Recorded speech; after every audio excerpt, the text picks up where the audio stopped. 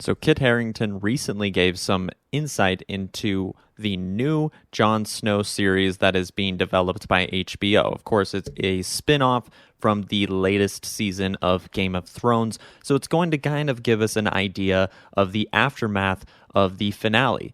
And Kit Harington sat down for an interview and reflected on not only his fate of his character, but what he hopes to see moving forward in the future. But before we get into it, if you wouldn't mind subscribing to the channel, as all we do is talk about the things we love like this, Game of Thrones, Marvel, DC, horror, and if you feel like you're a fan of any of that stuff and you're in the right place, then it would be doing us a great favor, and we truly appreciate it. But with that down out of the way, let's get into it.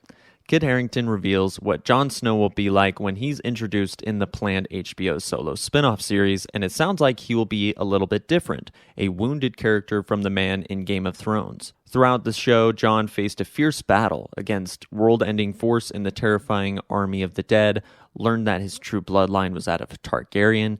He is heir of the throne, which was not his desire, and he had to kill the woman he loved following Daenerys Targaryen's descent into madness. The aftermath of these revelations and fatal choices was Jon being sent back to the Wall. A fate Harington tells Entertainment Weekly has left the character a wounded man leading up to the continuation of his story. Most of Jon's Game of Thrones arc followed him as both a ranger and ultimately Lord Commander of the Night's Watch, posts which demanded great sacrifice, and left the warrior with several demons beneath the ice to which he returns. Quote, I think if you asked him, he would have felt he got off lightly.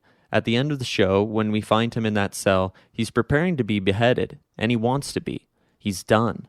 The fact that he goes to the Wall is the greatest gift and also the greatest curse. He's got to go back up to the place with all this history and live out his life thinking about how he killed Dany, and live out his life thinking about how Ygritte dying in his arms, and live out his life thinking about how he hung Ollie, and live out his life thinking about all of this trauma. And that's interesting. So I think where we leave him at the end of the show, there's always this feeling of like, I think we wanted some kind of little smile that things are okay. He's not okay. So with those comments, it kind of seems like, which at least my perception of the finale of Game of Thrones for at least Jon's arc was that he was going into not only Lord Commander of the Night's Watch once again, which he seemed happy-ish, but not super thrilled. He did seem a little haunted. But when they went north of the Wall, and he was on his horse, and basically it was the final shot of the show, was north of the Wall, just like the way the show began. We saw a little bit of him turning around, looking at the wall or the gate closing, and then when he looks forward, he gives just this tiniest little smile, like maybe there's some hope that I can find some happiness up here, where I fell in love with my true love, where I found another family, and where I was able to overcome so many different things. But now it sounds like from Kit Harington's perspective, maybe not the case. Maybe this is a sign of I'm being sent back to a hell where not only did all of my brothers betray me, the woman I truly loved died in my arms, I killed the second woman I loved and got away with it, but I'm also surrounded by this place where I had to hang a little boy, where I had to hang my brothers, where I died.